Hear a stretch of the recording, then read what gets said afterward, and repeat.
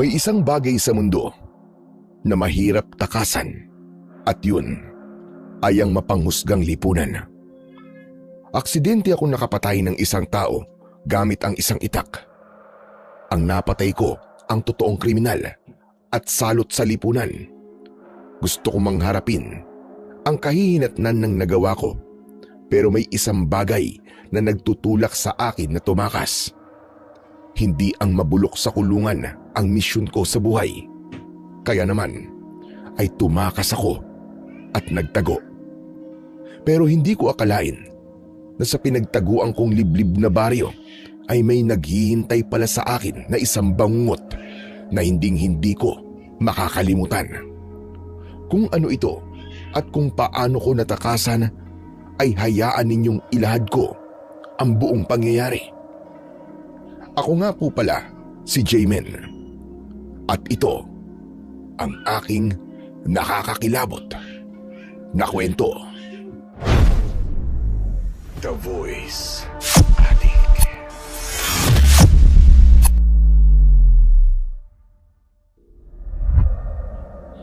Anak ng... Anong ibig sabihin nito, Insan? Bakit tumuwang ka? At bakit may dala kang itak? Nakapatay ka ba ng tao? Naku, teka. Papatayin mo rin ba ako? Diyan ka lang ha. Huwag ka lalapit sa akin. Subukan mo. At magkakamatayan talaga tayo, Jaymen. Hindi, Insan. Nagkakamali ka sa iniisip mo. Wala akong intensyong masama sa'yo. Magpapaliwanag ako. Hayaan mo magkwento muna ako sa'yo sa totoong nangyari. Saka, pwede ba?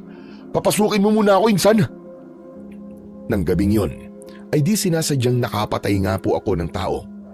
Matapos ang krimen, ang naisip ko kagad na puntahan para pagtaguan ay ang bahay ng pinsan kong si Efraim.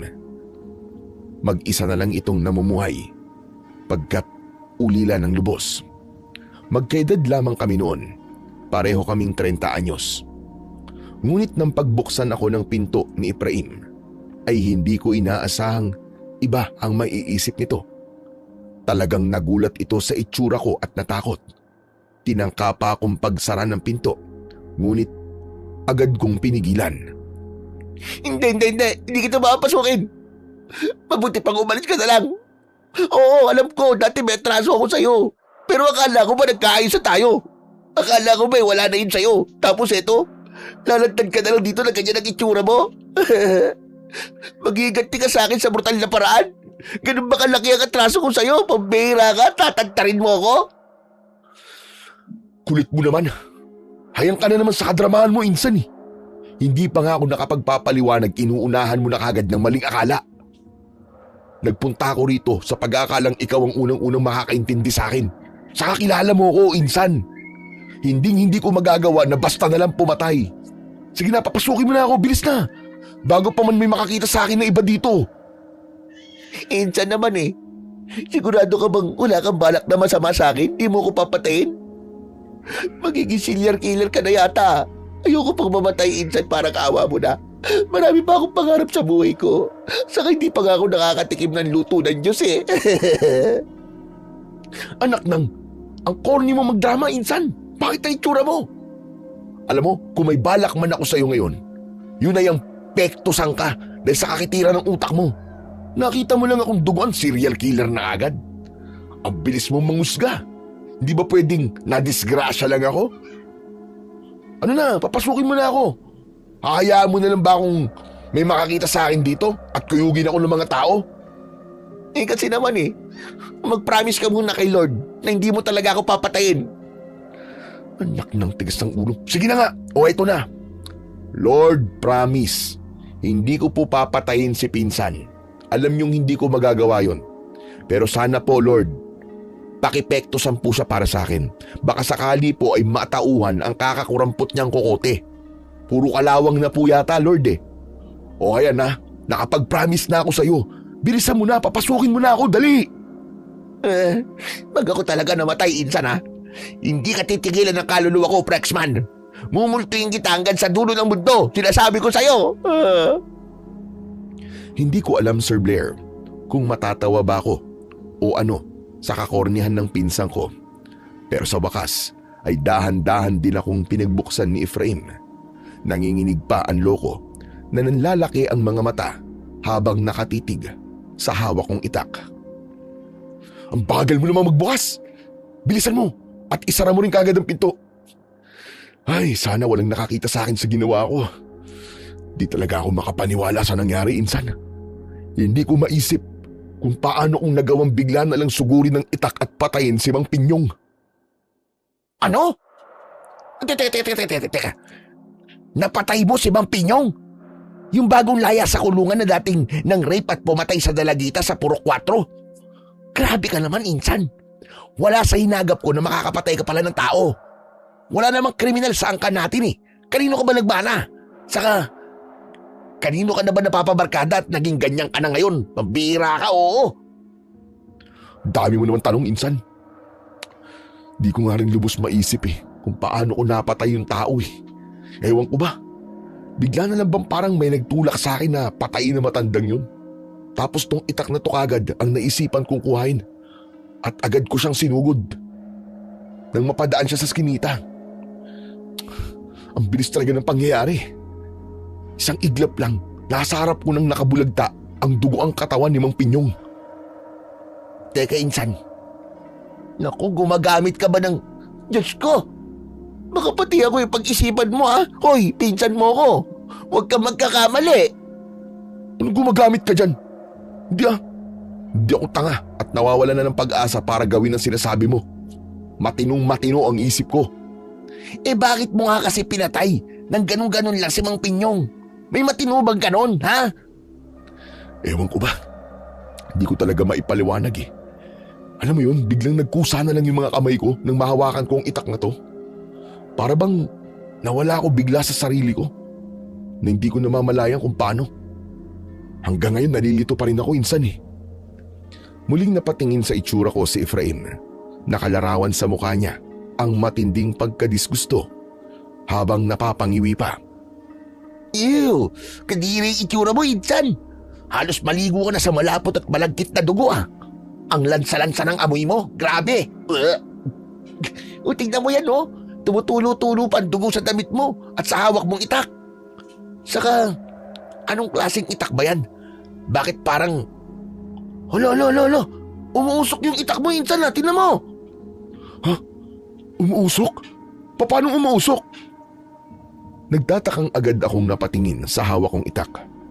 Sa panlalaki ng mga mata ko ay natuklasan kong totoo ngang naglalabas ito ng manipis at mamula-mulang usok. Nang sandali ring yun ay napansin kong hindi lang basta umuusok ang itak, parang umiinit din. Mahigpit ang pagkakahawa ko rito. Nanginginig ang kamay ko. Na-trauma na yata ako sa nangyari. Aba, malay ko kung paano umuusok yan. Ikaw ang makapagpapaliwanag niyan sa akin. Ay, teka. Hindi kaya... Ala! Baka naiikanto ka na o kaya bigla kang sinabi ang demonyo kanina. Saka, sa'yo ba talaga ang itak na yan, insan? Ano? Huy, wag nang kung ano-ano na naman ang iniisip mo dyan, Efraim. Engkanto't demonyo mo yung mukha mo. Ganun na kagad ang tingin mo sa akin kung mo aksidente akong nakapatay ng tao. Saka hindi rin naman inosenteng napatay ko Salot pa nga sa lipunan yung hayop na matandang yun eh. Mabuti na nga lang at siya napatay ko eh. Kesa naman may mabiktima na naman siyang bago. Pabalik-balik na nga yun sa kulungan at marami na rin narip ang hayop na yun. Pero ang tungkol sa itak ay bigla kong naalala kung saan ko yun napulot. Pagkakatanda ko ay napulot ko lang yun isang gabi sa likod bahay pagkatapos umulan na may kasamang malakas na kulog at matatalim na kidlat. Hating gabi yun noon at parang may kakaibang tunog akong narinig sa likod bahay. Kung kaya nang maalimpungatan ay lumabas ako para tignan kung ano ang meron. At yun nga, nakita ko ang itak. Parang umuusok din ito noon kahit basa. Tapos ay parang iniluwan ng lupa dahil may munting uka sa ilalim nito. Nagtataka man kung paano napunta ang itak na yun doon. Pero hindi ko na gaanong inisip yun noon. Basta't pinulot ko na lang ang itak at ipinasok sa loob ng bahay. Itinago ko lang ito simula noon at hindi ko pa nagagamit kahit kailan. Nitong kinagabihan ko lang yun nagamit at sa isang hindi sinasadyang krimen pa. Hoy, yung tanong ko, sa'yo ba talaga ang itak na yan? Saka, pansin ko lang insan parang hindi karaniwan ang itak na yan. Ang karaniwang itak ay pahaba at diretso lang. Pero yan, may kakaibang kurba siya na palabas. Parang sa palakol lang kurba ng talim niya. Sinadya mo yatang magtago ng ganyan Hayang ka na naman, Efraim eh. Napulot ko lang ang itak na to nung minsang umuulan, tapos kumukulog at kumikidlat pa nga nun. Yun, pinulot ko tas tinago ko lang. Kung kanino man to, hindi ko talaga alam. Sigurado kang hindi sa'yo yan? Hindi nga. Saka pwede ba? Itigil mo na nga ang pagdududa mo sa akin. Kukutungan na talaga kita eh. Ang kailangan kong isipin ngayon ay kung paano ko itatago ang krimen ko. Hindi ko alam kung anong gagawin ko kapag may nakatuklas na sa nangyari kay Mang Pinyong. Siyempre, unang-una na akong madidiin dahil katapat lang ng bahay namin ang pinangyarihan ng krimen eh. Anong gagawin ko, insan? Tatakas ba ako? At saan naman ako tatakas? Saan ako pupunta? Dito na biglang parang natauhan si Efraim. Napatakip pa ito ng bibig nang may mapagtanto. Ay, insan! Tepok! Bakit dito ka pa tumuloy sa bahay? Malamang na matutuntun ka dahil sa mga patak ng dugo mo. Pati ako damay na rito. Pambira ka Baka isipin nila magkakudyaba tayong dalawa eh. Alam mo, ang mabuti pa maghugas ka muna at magpalit ng damit. Mukhang kailangan natin tumakas kagad at lisanin tong bahay. Naman nananahimik ako na damay ka pa talaga. Ang laki mong mala sa buhay ko. Noon ko lang napagtanto na may naiwan nga pala akong mga bakas dahil sa mga patak ng dugo. Ultimo, bakat pala ng tsinelas ko ay may bakas ng dugo na noon ko lang napansin sa sahig. Dahil naman dito ay nataranta ko at agad na sinunod ang utos ng pinsan ko. Hanggang sa matapos kong makapaghugas at makapagbihis ay natataranta pa rin ako. Pati ang itak ay nilinis ko at isinukbit sa bewang ko. Ewan ko ba, pero parang may nag-uudyok sa akin na hindi pwedeng mawalay sa akin ang itak na yon. Ano na ngayon ang susunod natin gagawin, Efraim? Kung tatakas tayo, saan naman tayo pupunta? Yung siguradong hindi sana tayo masusundan. Kila Tita Lucy kaya? O kaya kila Tito Danny? Nako, huwag sa malapit nating kamag-anak. Madali lang tayo matutuntun sa kanila dahil alam nilang kamag-anak natin sila eh. Dapat dun sa malalayo nating mga kamag-anak na walang nakakaalam na kamag-anak natin sila. Baliw! Sino namang malalayong kamag-anak natin ang kilala mo? Hindi nga natin sila kilala eh. Saka saan lugar natin sila hahagilapin? Sige nga. Maya-maya ay kapwa kami natigilan nang may marinig kaming paparating na komosyon.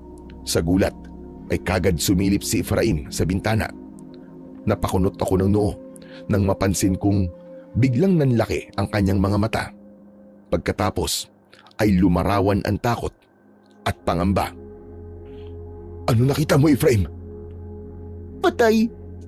Paparating dito sila kapitan kasama ang mga barangay tanod. May kasama rin sila 2 pulis. Ikaw kasi. Tatakas ka na nga lang, nag-iwan ka pa ng mga bakas ng dugo. Hindi ka nag-iingat. Ha? Naku, kung ganun kailangan na natin tumakas, tara na. Dito na tayo sa likod dumaan. Hindi pwedeng mahuli nila tayo. Ayokong makulong. Ano pa nga ba?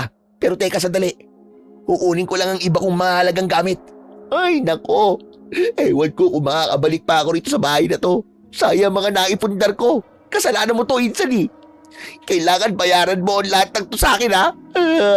Pahamak ka. Oo na, babayaran na kung babayaran. Basta bilisan mo na. Ayun na oh. May kumakatok na sa pintuan. Bilisan mo.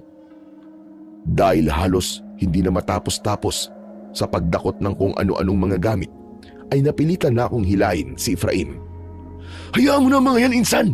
Mas importante pa ba ang mga yan kaysa sa kalayaan natin? Tara na, bilisan mo. Yung mga brief ko sa box. Bagong bili ko pala nga mga yun eh. Malas naman. Ito bang mga luma at butas-butas ang nadampot ko? Grabe eh. Hayaan mo na. Supot ka naman eh. Uy! Supot mo mukha mo! Sira ulo! Tuloy na ako, no? Madaling araw na ng mga oras na yon. Tahimik ang paligid at malamig. Mabilis lang kaming nakatakas nang walang mga kababaryo naming pwedeng umarang sa amin sa daan. Pasikot-sikot ang dinaanan namin. Hindi kami tumigil hanggang hindi kami nakakasiguradong hindi na kami mahahabol pa at matutunton ng grupo ni na Kapitan. Nang hingal kabayo na kami sa pagod sa pagtakbo, ay saka lang kami huminto para bumawi ng hinga. Pero nagsimula ulit kaming magtalo. Ay! Anong klaseng buhay ba itong dala mo sa akin, Insan? Hindi naman ako kriminal pero kasali ako sa pagtakas. Naman oo. Pati yung chicks ko may iiwan ko pa. Hindi pa nga ako nakaka-score doon eh. Kamalasan talaga dala mo sa akin, Insan.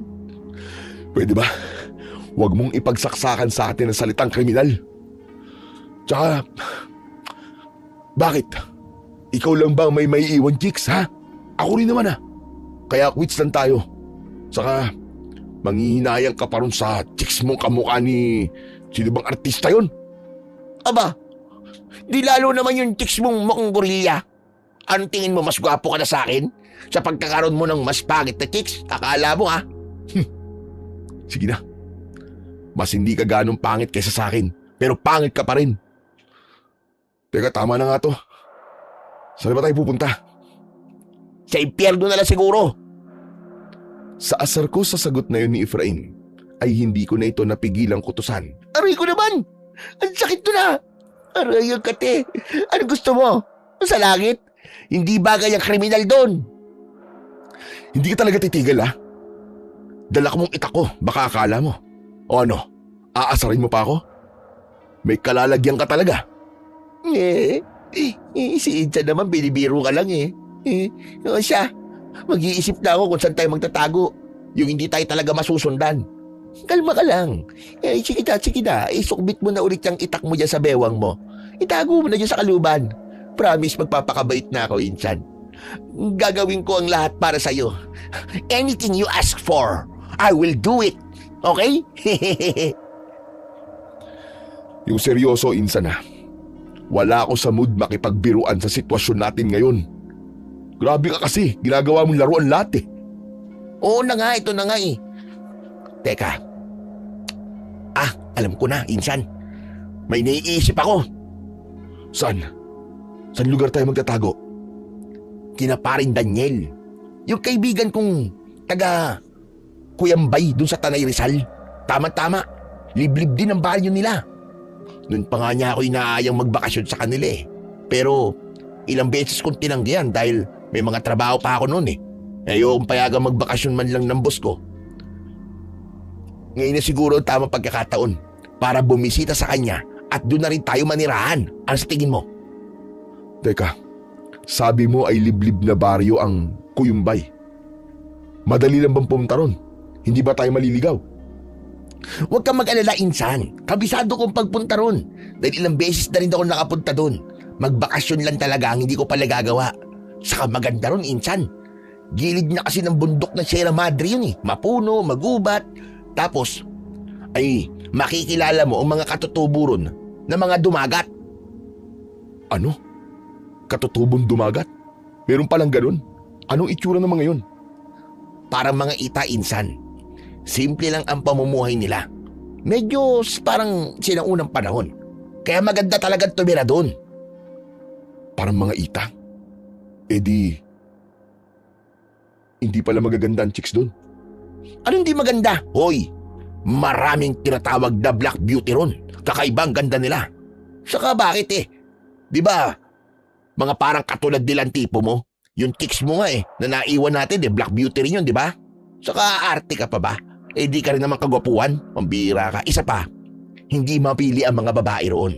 Basta kaya mo silang buhayin, kahit gaano ka pa kapangit, papatusin ka nila. Si Raulo, hindi naman ako sobrang pangit ah. Sakto lang, hindi gwapo pero hindi rin naman pangit. Eh wala naman ako sinasabing sobrang pangit mo ah. Sinabi ko lang yung ugali ng mga babae ron. Kaya wala tayong problema sa mga chicks doon. Parang bawal ang pihikan doon. O siya, sige na nga. Pumunta na tayo ron. Ang mahalaga, may matagpuan tayo. Saka, wala pa tayong maayos sa tulog eh. Bago man lang tayo tuluyang antukin, kailangan na nasa biyahe na tayo. Kaya lang eh. Kaya lang ano? May dala ka bang pera, Insan? Pamasahin natin. Pasalamat ka at nadukot ko ang ipon ko. Kung hindi, ewan ko na lang talaga sa'yo kung saan tayo pupulutin dahil sa kagagawan mo. Marami ka ng utang sa akin, ha? Oo na. Ako na ang maraming utang sa'yo. Akala mo naman eh, hindi ako makakabawi sa'yo. Balang araw, kapag ikaw naman ang napunta sa sitwasyon ko, ako naman ang sasalo sa'yo. Sabi nga parang gulong lang daw ang mundo eh. Umiikot. Panapanahon lang na mapunta tayo sa ilalim at sa ibabaw. Walang pirming nananatiling nasa ilalim. Kaya huwag kang akala mo kung sino ka dyan. Kung ikaw ang nakakaangat ngayon, huwag kang magmamayabang na para bang hindi pwedeng mabaligtad yan balang araw. Aba? Ang lalim yata ng Insan, ha? Sinabi ko lang na marami ka ng utang sa akin eh. Sinalok mo na kagad yung kailalim-alaliman ng kukote mo. Aba, ibang klase ka. At least, ngayon ay alam mo na. Kaya huwag mo akong yayabangan, Insan. O siya, tara na. Baka malayo pa ang ibabiyahe natin. Malayo nga ba? Malapit lang. Mga 1.5 oras lang pwede na tayong umidlip kahit konti sa biyahe. Makikisuyo na lang siguro tayo sa konduktor. Nagisingin tayo kapag malapit na tayo sa Cuyambay. Kung sakaling mapasarap ang tulog natin. At bumiyahe na nga kami. Saktong may napadaang bus na ang ruta ay madadaanan ang baryo Cuyambay na sinasabi ni Efraim. Pagkasakay at pagkabayad doon sa tiket ay bumira na kagad kami ng tulog. Siyempre, ay kinausap din namin ang konduktor. Nagisingin kami kapag malapit na kami sa Cuyambay. Sumisikat na ang bukan liwayway nang tuluyan kaming nakarating ng Cuyambay. Sa bahay kagad ng kaibigan ni Efraim kami tumuloy. Ipinakilala ko kagad ni Efraim kay Daniel. 5 taon ang itinanda nito sa amin. Matangkad, maganda ang pangangatawan, moreno at hindi maikakailang gwapo. Medyo nakakainis nga lang ang estilo nito. May pagkamahangin at astabang gwapong-gwapo talaga sa sarili. Aba, magpinsan nga talaga kayo parang Efraim. Hindi nagkakalayo mga itsura niyong parang ewan eh. Pero mabuti naman. At hindi makakasapaw sa kagwapuan ko ang idinala mo rito. Kung nagkataon kasi, baka hindi ko kayo patuloyin sa pamamahay ko. Nako pare, huwag ka naman ganyan sa pinsan ko. Hindi pa nga kayo gaano magkakilala eh, naangasan mo na ng ganyan. Oo, wala sa lahi namin ang pagiging magandang lalaki pero huwag mo namang ipamukha sa amin na mga pangit kami. Mas tamang sabihin hindi kami pogi, pero hindi naman kami pangit. Sakto lang. At least, aminado kayong hindi kayo mga pogi. Kasi, sa pamamahay na to, ako lang talaga ang may karapatang maging pogi. Siya nga pala, binabalaan ko ang pinsan mo. Malakas ang karisma ng kagwapuan ko. Mag-iingat siya na baka matukso sa akin. Hindi ako napatol sa kapwa ko lalaki, ha? Sa sinabi niyo ni Daniel, ay magre-react sana ako, pero pinigilan ako ni Efraim. Aba, anong akala mo? Teka, paring Daniel. Lalaking-lalaki tong pinsan ko. Wala tayong problema dyan. Parang ako lang din akong pare mo. Kailan ba ako natukso sa'yo? Kahit pa sinasabi mong gwapo ka, walang tunay na lalaki na magkaka-interes sa'yo. Parang wala ka lang sa amin ng pinsan ko. Di ba? Saka, ano makapala namin sa kagwapuan mo? Sige nga. Yan ang gusto kong sagot. Malinaw. Ang sa akin lang naman sobrang gwapo kong ito. Ay baka ika ko madisgrasya ay sa akin. Mabuti nang binalaan ko kayo. Siya nga pala, may isa pa akong babala sa inyo. Importante to. Ito ay hindi na tungkol sa akin. Ano? Tungkol naman saan pare? Tungkol sa mga tao rito sa baryo. Ha? Bakit? Anong meron sa mga tao rito? Mag-iingat kayo sa paglabas-labas dito at sa pakikisalamuha sa mga tao. At bakit naman? Ano na bang meron dito sa Cuyambay? Dahil hindi lahat ng taga rito ay tao. Ha? Hindi lahat tao? Anong ibig mo sabihin? Alien ang ibang tao rito, ganun ba? Ikaw talaga pare, naniniwala ka sa alien? Hoy, wag mo akong tawanan Efraim. Pero parang ganun na nga. Parang alien kasi hindi sila tao eh. Basta hindi sila tao. Yun na yun. Saka, wag ka na maraming tanong pa Efraim. Sundin nyo na lang ang babala ko kung ayaw nyong mapahamak sa baryong ito. O siya, at tulungan nyo na akong maglinis sa kwartong tutuluyan nyo. Pasalamat pala kayo at may extra na kwarto rito sa bahay. Parang sinadya talaga para sa inyo eh. Kesa naman magmukhang bodega lang yun. Nang umagang yon, unang-una pa lang ay sira na ang araw ko dahil sa kayabangan ni Daniel. Mukhang mahihirapan akong pakitunguhan ito. Mabuti na lang at nariyan si Efraim para paalalahanan ako tungkol sa ugali ng kaibigan nito. Magtimpi ka lang, insan. Habaan mo ang PC mo. Sadyang ganun talaga si paring Daniel. Mahangin lang talaga. Pero mabait naman yun. Pasasaan pati, masasanay ka rin sa kanya. Saka kesa naman wala tayong matuluyan dito. Tiis-tiis lang. Ay, ewan. Nakakakulo talaga ng dugo eh. Ang lakas pang mag-assume porke gwapo siya. At teka, ano palang ibig niya sabihin na hindi lahat ng taga rito ay tao? Saka, bakit pala parang wala ka ring alam tungkol dun? Ang sabi mo ilang beses ka na nakapunta rito, di ba? Matagal na rin kasi yun insan eh. Siyempre sa paglipas ng panahon, marami naman talaga nagbabago, di ba? Malay ko ba kung ano nang meron dito ngayon? Saka, baka hindi niya rin sigurado kung ano, kaya iwas siya magtanong tayo ng tungkol dun. Basta makinig na lang tayo sa babala niya. Wala namang mawawala kung susunod tayo bilang pag-iingat, di ba? Sa bagay. Pero insan sa tingin mo, magtatagal ba tayo rito? Magtatagal naman siguro. Damihan mo lang ang pasensya mo kay Daniel. Siguro kailangan mo mag-isip ng estilo na makakabawas sa kahanginan niya. Matalino ka naman, di ba? Ano nga kayang estilo? Hayaan mo at mag-iisip ako. May naisip naman ako agad bandang hapon at ini-apply ko kagad yun nang magkaharap-harap ulit kami ni Efraim at Daniel sa tambayan namin sa harap ng bahay. Kasalukuyan noon na may dumara ang grupo ng mga kadalagahang dumagat. Ang mga dumagat pala, Sir Blair, ay parang mga negrito rin. Maiitim ang karamihan, pero ang iba ay kayumanggi. Payat sila, mababa lang ang taas, maumbok ang mga buto sa pisngi. Maliliit ang mga ilong at ang mga mata ay itim na itim din. Ang mga lalaki ay nakabahag, ang mga babae naman ay nakatapis. Mahilig silang magmanman o ngumuya, nanganga, kaya ang mga labi nila ay maiitim pati na ang kanilang mga ngipin. Nakita niyo na kung gaano ako gwapo, mga tol, ha? Halos lahat ng mga babaeng dumagat dito ay nagpapapansin sa akin. Tingnan niyo naman. Ang lalagkit ng tingin nila sa akin, di ba? Aba, at may pa-flying kiss pa yung dalawa, oh. Sarap lang talaga sa pakiramdam. Parang heaven. Nax, nakakaingit ka naman talaga paring Daniel. Sana ako rin, no? Ikaw, Insan Jamin, anong masasabi mo kay Daniel? Ha? Walang dahilan para mainggit ako sa kanya, Efraim. At bakit naman? Tignan mo, todo papansin ng mga kadalagahang dumagat sa kanya. Hindi ka talaga nangiinggit? Hindi talaga. Bakit? May pumapansin din naman sa akin, ha. Isang sipol ko nga lang, lalapit kagad sa akin, Asa ka pa may papansin sa'yo? Kahit sumipol ka pa, ganyang nakita na lang itsura mo, hindi ka nila lalapitan.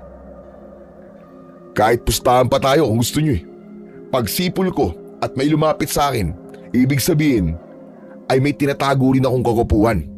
Wala kayong karapatang sabihan akong pangit, okay?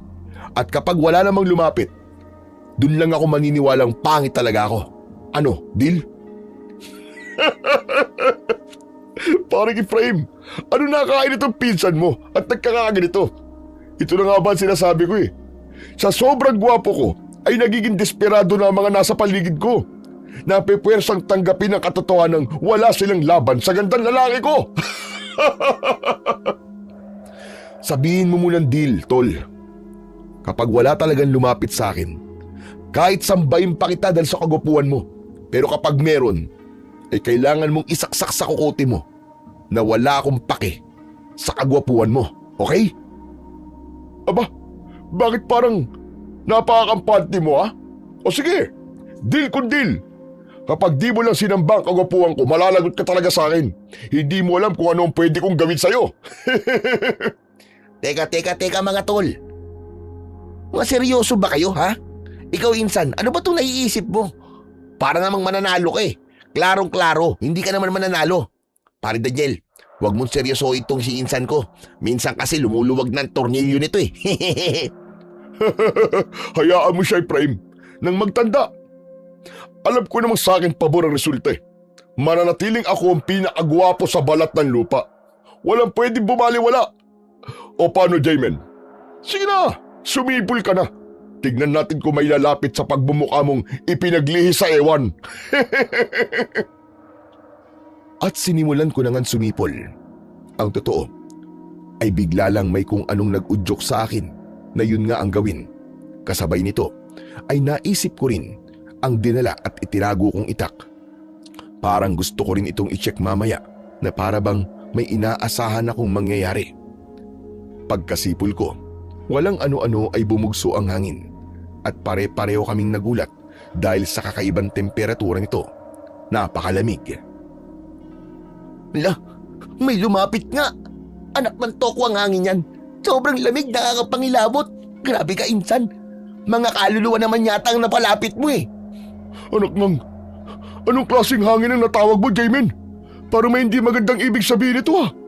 Sigurado akong hindi ito basta-basta. Pati naman ako ay nagulat sa lumapit na bugso ng hangin na para bang singaw ng yelo sa lamig. Iba sa inaasahan kong maalinsangang hangin. Napansin ko rin ng sandaling yon ang kakaibang pagtitig sa akin ni Daniel. Para bang sinusukat o tinatansya niya ang pagkatao ko. Matapos ko ring kilabutan sa sarili kong pakana, ay saka ko nagsalita. O paano yan mga tol? Nakita at naramdaman niyo naman na may lumapit sa akin na malamig na bugso ng hangin. May dalagang espiritu pa yata ang naakit ng kakaiba kong kagwapuan. O ano Daniel? Ang deal ay deal ha? Isaksak mo ngayon sa kukote mo na wala kaming pakialam ni Insan Efraim sa pinagmamayabang mong kagwapuan mo. Simula rin ngayon ay hindi mo na kami pwedeng kutsain sa kapangitan namin. Saka hindi totoong mga pangit kami. Isa pa, hindi sa kagwapuan lang nasusukat ang halaga o kalidad ng isang lalaki. Ang totoong mas nakakagwapo sa lalaki ay ang panloob nitong pagkatao sa halip na panlabas lang. Tama nga naman yun, paring Daniel. Kinikilala namin ni Pinsan, nagwapo ka talaga. Pero hindi mo na kailangang ipagmayabang o ipamukha pa sa amin sa pamamagitan ng pagkutya sa amin. At ito pa, makinig ka Daniel. Gaano man kami kapangit ni Insan sa paningin mo, hindi makakaapekto yon sa kumpiyansa namin bilang lalaki. Alam kasi naming may mga katangian din kaming nakahihigit sa'yo at wala sa'yo. Kagapuan lang ang wala sa amin. Pero kung prinsipyo ang pag-uusapan dito, wala kaming kakulangan dun. Basta kung ano ang mabuti sa paningin ng tao at ng nasa itaas, yun ang isusulong namin. Pweh, kung ano-ano pang sinasabi nyo, basta ako ang hari ng kagwapuan. Para sa akin ay yun ang pinakamahalaga. Hindi pwedeng pumangit ako. Ito ang alas ko laban sa mga... basta, sa akin na lang yun. Basta ang masasabi ko lang sa inyo, yung kapangitan ninyo ang magpapahamak sa inyo sa baryo na to. Tandaan nyo yan. Isaksak nyo sa mga baga nyo.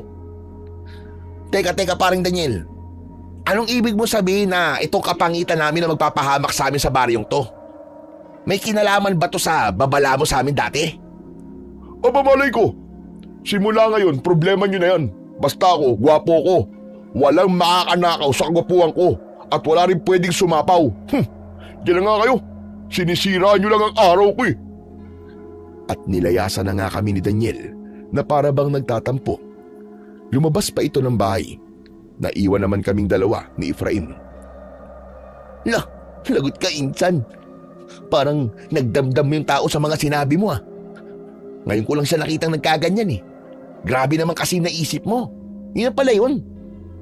Saka teka pala, alam mo insan, kinilabutan talaga ako sa latawag mong hangin kanina. Biruin mo, sobrang lamig, parang may yelo eh. Sabi nga ni Daniel, parang may hindi raw magandang ibig sabihin yon. Hindi raw basta-basta hangin yon. Tapatin mo nga ako insan. May sikreto ka bang dapat kong malaman? May kakayahan kang hindi ko nalalaman? Sikreto ka dyan. Nagulat nga din kaya ako. Teka pala. Ang totoo hindi ko alam kung bakit parang may nag-udyok sa akin kanina na sumipol. Bigla na lang naisip ko na kailangan kong gawin yun at may malalaman ako kapag ginawa ko. Tapos naisip ko yung itak ko.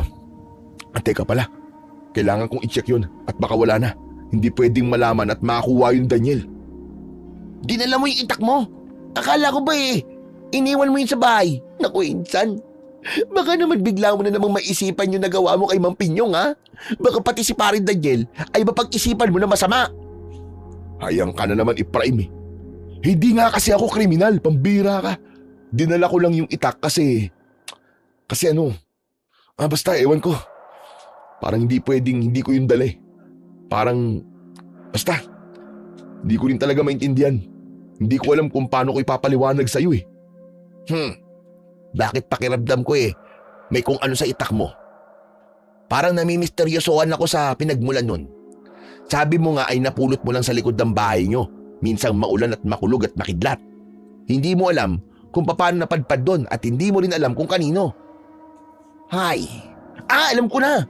Hindi kaya hulog ng langit ang itak mo o kaya isang anting-anting? Ewan ko, Sir Blair. Pero kinilibutan ako bigla sa sinabi niyo ni Ephraim. Paano nga kaya kung anting-anting ang aking itak? At sa lahat ng anting-anting, bakit itak pa? Diyan ka na nga muna insan. Kailangan ko lang i-check yung itak. Iba talaga ang pakiramdam ko dun Sama ako. Gusto ko rin makita kung ano. Parang kinakabahan din tuloy ako Pumunta kami sa kwarto namin ni Ephraim. Nang ilalabas ko na ang itak sa pinagtataguan ko, ay pareho kaming nabigla sa natuklasan. La! Ano yan? Parang umiilaw yung itak insan. Tapos ay parang naglalabas din ng manipis at kulay pulang usok. Parang yung dati nung hawak mo pa at nababalot pa ng dugo. Anak ng, ano kayang ibig sabihin nito? Insan, baka nga anting-anting talaga yan. Kailangan maipakita natin yan sa nakakaalam ng ganyan. May tawag dun ano nga bang tawag dun? Oo, tama. Naalala ko na. Antingero. Kailangan maipakita natin yan sa isang antingero para makasiguro tayo. Saan naman tayo hahanap ng antingero? Meron naman kaya rin dito sa Kuyambay. Meron din siguro. Kaya lang Kaya lang pagkakaalam ko, kapag nakatuklas ka ng isang anting-anting, babalayan na may makakalaban kang kampo ng kadiliman. Tapos ay ganyan, umiilaw pa. Nako, babalayan na nasa paligid lang sila. Muli ay kinilabutan na naman ako sa nalaman ko mula kay Ephraim. At syempre ay kinabahan din. Bigla ko ring inalala ang lahat. Simula nang mapulot ko ang itak at hanggang sa kasalukuyang pag-ilaw nito. Kung pagtatagpi-tagpiin, posibleng ang itak ay anting-anting. Kung anting-anting nga ito, bakit ako nakapulot? May dahilan kung bakit insan. Ikaw siguro ang karapat-dapat talaga dyan. Sabi mo nga kanina kay Parin Daniel, may prinsipyo ka na kung ano ang mabuti at tama ay yun lang ang isusulong mo. Yun malamang ang nakita sa'yo. Kaya yan, anting-anting na mismo ang lumapit sa'yo. Pero bakit itak pa? Aba, malay ko. Baka magiging matador ka ng mga multo o kung anong kampo ng kadiliman. Bakit ba? Ayaw mo ba ng itak na anting-anting? Kung ayaw mo akin na lang. Kaya lang naku, wag na pala. Tsaka, takot ako Paano pala kung mga aswang ang makakalaban ko? Aba, mahirap yun. Nakakatakot. Marami kayang iba't ibang uri ng aswang. Paano kung pinakamabangis na uri pa ang makaharap ko? Kaya, sayong-sayo na yung itak mo. Saksak mo sa baga mo. Takot ka naman pala Saka paano to? Ano nang gagawin ko sa itak na to? Paano ko patitigilin ang pag-ilaw nito? Kung hipuin mo kaya, hawakan mo. Pero binabalaan kita insan Baka bigla mo na lang akong balingan pagkahipo mo niyan Teka, magtatago muna ako at lalayo ako. Bago mo hipuin yan, mahirap na. Ayoko pang mamatay, no? Pagkatago ni Efraim sa likuran ng aparador, ay kabadong hinipo ko na ang itak. Napansin kong medyo nanginginig pa ang kamay ko. At nang sa wakas ay tuluyan ko na itong mahipo, walang ano-ano ay pumasok sa loob ng kwarto ang bugso ng hangin na sinlamig ng hangin na dala ng pagsipol ko kanina. Sa gulat ko ay bigla pa itong pumalibot sa akin hanggang sa hindi ko na namalayan na unti-unti na pala akong nawalan ng malay. Ang sumunod na nangyari ay napunta ako sa mundo ng panaginip. Mula sa dilim ay nakita kong isa-isang naglitawan ang kulay puting figura ng kaluluwa ng mga tao na bawat isa ay bumubulong. Nakikiusap sila sa akin. Hustisya ang kanilang daing. Lipulin ko raw ang mga kampo ng dilim sa pamamagitan ng itak ng mananabas na nasa akin. Makaraan, ang sumunod namang lumitaw ay ang mga aninong mas maiitim pa sa dilim. Maliliit na mga nilalang na mukhang tao. May matatalas at mahahabang mga kuko sa kamay. Ang pormasyon naman ng kanilang mga paa ay pabaliktad. Ang mga tenga naman nila ay hugis patulis. May mga mata silang nagbabaga sa kapulahan. Pagkatapos ay naglalabas sila ng kakaibang tunog na matinis at masakit sa tenga.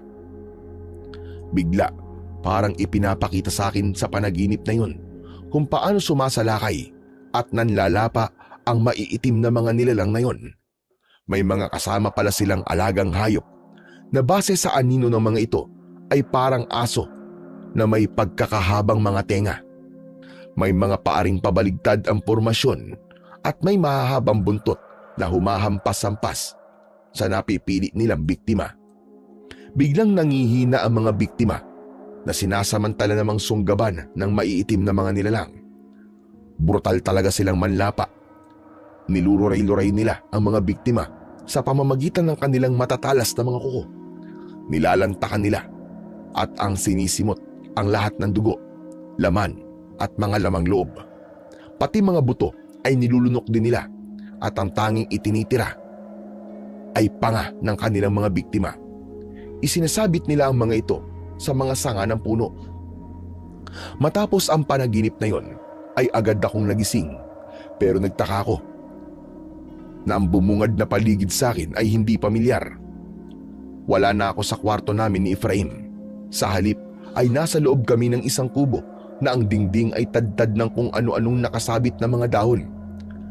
Madilim na rin noon at paggabi na. May mga nakasinding gasera sa kinaroroonan namin. Kunot ang noong napabalikwas ako ng bangon. Nakita ko sa isang tabi si Efraim. Katabi naman ito ay isang matangkad na babaeng dumagat na noon ko lang nakita. Pareho silang nakasalampak sa saig. Sa harap ng matanda ay may isang munting banga na ang laman ay hindi ko alam. Makapal na usok ang lumalabas mula sa banga na yon, na nang malanghap ko ay amoy herbal na mga dahon. Sunod-sunod ako napaubo dahil dito. Nasaan ako, Efraim? Nasaan tayo? Saka ano nangyari? Sino kasama mo? Siya si Aling Ruth, insan. Nandito tayo sa loob ng bahay niya. Dinala ka namin dito dahil yun ang mahigpit niyang utos eh. Isa raw siyang babaylan o albularyang espiritual dito sa baryo. Saktong nang bigla kang nawalan ng malay sa kwarto natin, ay humahangos na dumating si Aling Ruth. May babalang pangitain daw siyang nakita at isa ka raw sa nakita niya. Tanging ikaw lang din daw ang natunto niya. May nakita rin daw siyang delikadong mga senyales sa bahay ni paring Daniel. Kaya pinagmadali niyang dalhin ka namin dito. Delikado ka, iho. Pati na rin ang buong baryo. Ha? Ano pong ibig niyo sabihin? Ano pong pangitain ang nakita niyo, Aling Ruth, at yung delikadong mga senyales sa bahay po ni Daniel? Baka tayo lang kayo rito, tama? Oo, bakit po?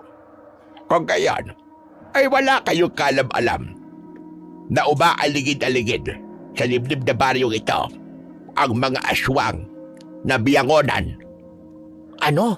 Mga aswang na biyangonan? Ano pong klaseng aswang ang mga yun, Aling Ruth? Aba, parang katulad lang namin sila mga dumagat. Mas maliliit lang sila kaysa sa amin. May matatalas sila mga kuko at may mga paang pabaliktad. Naglalabas sila ng matinis na tunog na masakit sa tenga para iparalisa ang kanilang biktima. Napaka-brutal nilang manlapa. Pagpipira-pirasuin ka nila gamit ang kanilang mga kuko. Sisimutin nila ang iyong laman at buto at ang tanging ititira ay ang iyong paka na isasabit naman nila sa saka ng puno. Mahirap silang mapansin sa gabi at takot sila sa liwanag at apoy. Biyangunan? Tama. Malamang na mga biyangunan nga nakita ko sa panaginip ko. Saka sa panaginip ko ay nagpakita rin ang mga kaluluwa ng kanilang mga biktima. Humihingi po sila ng tulong sa akin sa pamamagitan daw po ng itak ko. Aha! Isa pa nga rin yan sa nakita ko sa pangitain, ang itak mo, iyo. Nalaman ko rin ang itak na nasa iyo ay dating pag-aari ng isang napakagwapong mananabas. Kaya lang, ay pinawi sa kanya ang makapangyarihang itak dahil mas pinahalagaan niya ang panlabas ng anyo kaysa sa papel niya bilang isang mananabas. Inakala niyang kaya siya napili ay dahil sa panlabas ng anyo. Hindi niya alam ay mas panloob ang tinitignan. Kaso ang panloob niyang kwalifikasyon ay nabago, kaya unti-unting humina ang kapit sa kanya ng kapangyarihan ng itak. Dahil dito ay napatay siya ng mga aswang kalaunan. Ang makapangyarihan namang itak ay nilamon ng mga kidlat. Muli lang itong inaluwa sa bakuran niya dahil nakahanap at nakapili na ito ng bagong magiging tagapagdala. At ikaw yon. Sa mga nalaman namin ay parehong nanlalaki ang mga mata na nagkatinginan kami ni Efraim. Sabi ko na nga be, o ano Insan, tama ako sa inala ko, di ba? Anting-anting talagang itak mo at ikaw talagang napili niyan. O nga Insan. Pero Aling Ruth, paano ko naman po magagamit ang itak ko? Paano ko po pagaganahin ang kapangyarihan nito? Ako talaga kailangan mo, iho, para mapagana yan. Sakto namang ikaw ang kasagutan sa taimtim kong panalangin sa Panginoong Diyos. Naglaan siya ng isang taong makakatulong ko laban sa mga salot na biyangonan dito sa baryo Kuyambay. Kaya nang matuntun kita sa isinagawa kong ritual, ay kagad kitang pinuntahan. Hindi pwedeng maunahan tayo ng mga biyangonan na alam mo bang naaamoy na ang enerhiya ng itak mo. Panigurado ngayong gabi mismo ay magiging aktibo na naman sila, at hindi lang basta aktibo, kundi magiging mas mabangis pa sila at desperado na tugisin ka. Sa sandaling ito ay kailangan nating magsanib puwersa kagad. Hindi na natin dapat patagalin pa. Kailangan isagawa na kagad natin ang ritual. Kawawa naman ang mga kababaryo ko kung wala silang magiging tagapagtanggol laban sa mga biyangonan na matagal na rin sumasalot sa lugar na ito. Aling Ruth, may tanong lang po muna ako tungkol dito sa itak ko. May pagka-automatic po ba to? Ibig ko po sabihin kasi para pong nauudyok ako nito na gawin po ang isang bagay. Minsan po, kapag naihipo ko, umiinit at minsan naman po umuusok. Nakapatay din po ako minsan dahil dito nang hindi ko naman po intensyon. Yun nga po ang dahilan kung bakit tumakas po kami ng pinsang ko sa baryo namin at dito po kami napadpad para magtago. Yun lang ba? Oo, iho. Automatic na nag-uudyok yung itak mo dahil makapagyarihan yan. Ang pag-ilaw yan ay babala na may panganib na darating o may banta sa seguridad mo at ang mga taong nakapalibot sa iyo. Ang pag-usok naman ay senyales na ang napatay mo ay kampon talaga ng dilim. Ha? Di ibig sabihin po kusa rin pong nauudyokan si Jaymen na pumatay ng kampo ng dilim o ng isang kriminal? Tama. Kaya kung nakapatay ka ba dahil dyan sa itak, yun ay dapat lang. Ang itak mo kasi ay parang magnet na humihigop ng sigaw ng gustisya ng mga kaluluwa sa paligid. Ito ang tagahatol kung ang isang masamang tao ay dapat bang magpatuloy na mabuhay sa mundo o hindi na at maging mitya para mas lalo pang makapambiktima. Nagbibigay naman ito ng tsansa para sa pagbabago. Pero kapag nararamdaman ito na wala na talaga tsansa, yun na. Kusa na nitong uudyukan para tapusin ang buhay ng isang tao. Sa kampo naman ng dilim, hindi na ito nagbibigay ng tsansa pa. May kampon ba ng dilim na magbabago pa? Pwede pa. Kung dating kampo ng liwanag, pero bumaling sa dilim. Tapos ay magsisisi at gusto ulit bumalik sa liwanag. Ganon ang batas na sinusunod ng mga anting-anting. Sa mahusay na paliwanag na yon ni Aling Ruth, ay pareho kaming namamanghang napatango ni Efraim. Halatang may alam din talaga ito sa espiritual na mga bagay. Albularyong espiritual nga talaga. Ang galing po talaga. Sobrang namamangamanga. Sorry po. Ang galing po talaga. Sobrang nakamamangha po ang batas ng mga anting-anting. Kaya ikaw, insan, napakaswerte mo at napili ka ng isang anting-anting na itak ng isang mananabas. Eh di paano? Kailangan na natin magsanib puwersa, J-Ben, iho. Pero ng puntong yon, ay bigla naman akong natigilan at medyo nagduda kay Aling Ruth. Napaisip muna ako at tinimbang na maigi ang mga bagay-bagay. Una, ay hindi ko kilalang-kilala si Aling Ruth para agad magtiwala rito. Paano kung hindi pala talaga siya kakampi? Paano kung may tinatago siyang lihim at kalaunan ay bigla na lamang iilaw ang itak ko na siya pala ang dahilan? Ngunit habang nag-iisip ako, walang ano-ano ay bigla kaming nakarinig ng mga kaluskos sa paligid. Kasunod nito ay isang matinis na tunog na nagmumula naman sa di kalayuan sa kinaroroonan namin. Bunga nito ay biglang nataranta si Aling Ruth. Naku po, Diyos ko! Narinig niyo ba yun? Nagsisimula na bang biktima ang mga biyangonan sa labas? Umaaligid-aligid na rin sila. Alerto kayo. Ay, sadali. At daragdagan ko pa ang mga pangontra sa paligid ng kubo. Huwag na huwag kayong lalabas dahil delikado. Nanlalaki ang mga matang nagkatinginan kami ni Efraim, lalo na nang marinig namin ang sigawan mula sa mga kapitbahay. May humihingi ng saklolo, may pasigaw na nagbababala at meron namang mga kalalakihan na galit na pinagmumumura ang mga biyangonan. Nanang ko po, insan. Totoo nga sinabi ni Aling Ruth. Kaya makipagsaling puwersa ka na sa kanya, insan. Huwag ka na mag-alinlangan pa sa kanya. Kung hindi siya mapagkakatiwalaan, edi sana hinayaan niya na lang tayo na mapahamak. Gaya niyan, tignan mo naman nasa alanganin na ang buong baryo.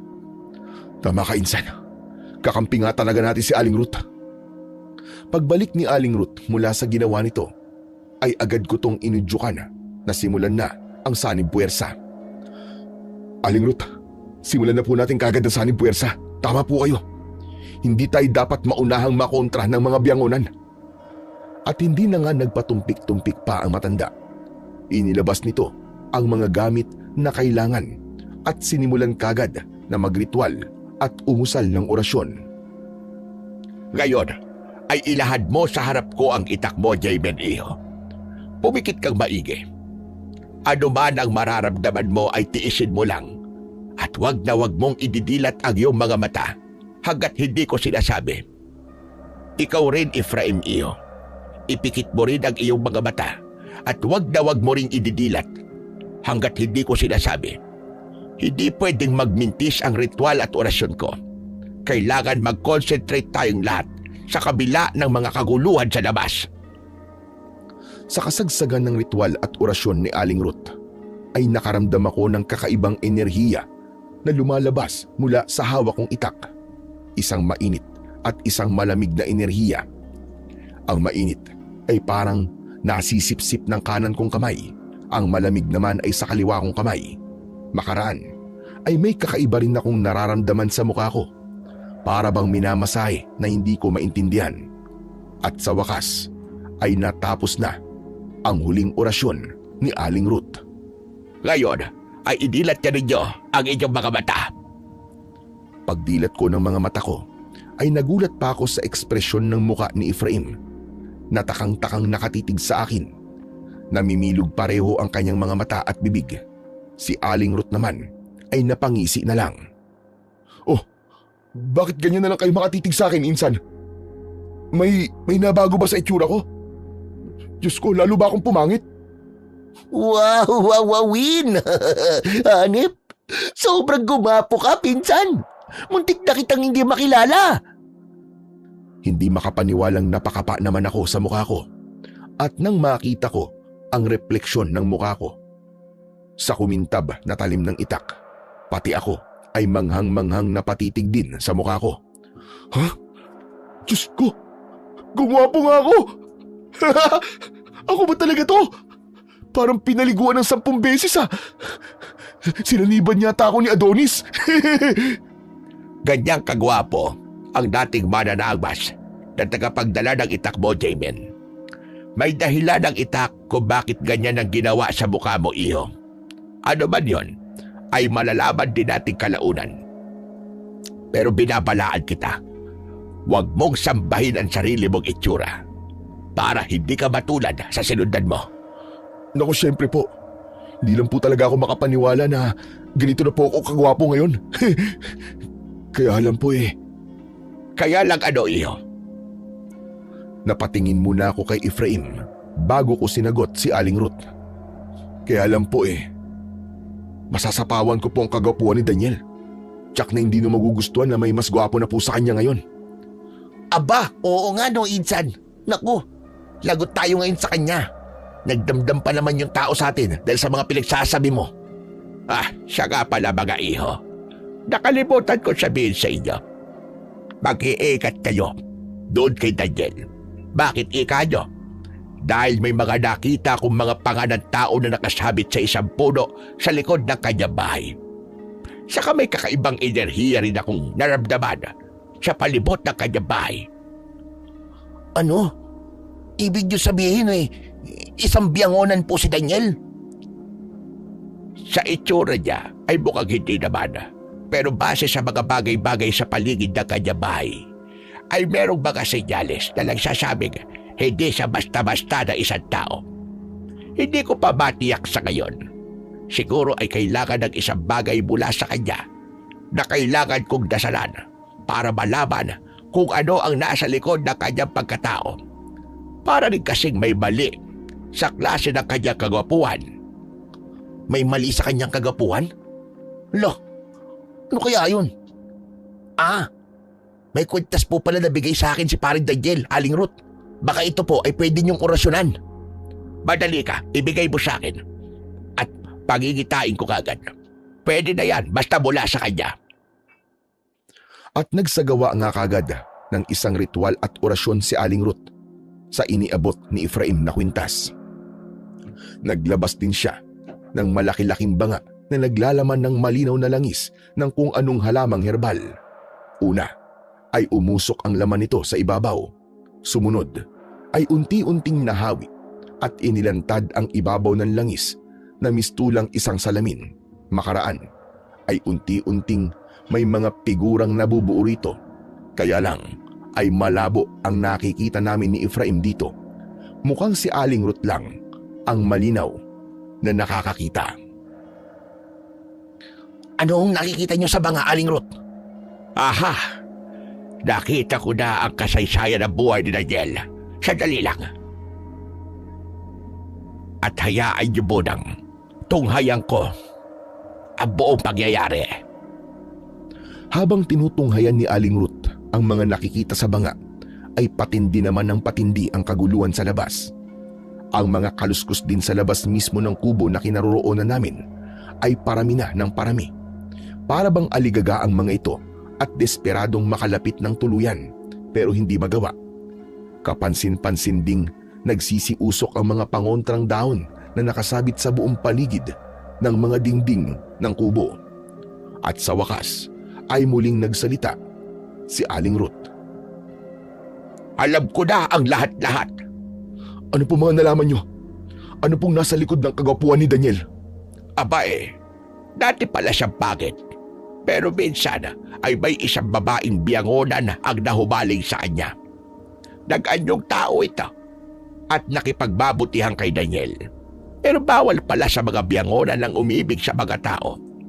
Ang naging resulta, habang patuloy nakikipagbabutihan ng babaeng biyangonan kay Daniel, unti-unti itong naghina hanggang sa mag-agaw buhay kalaunan. Bago mamatay ang biyangonan, ay ibinunyag dito ang totoong pagkatao kay Daniel. May ibinigay ito kay Daniel.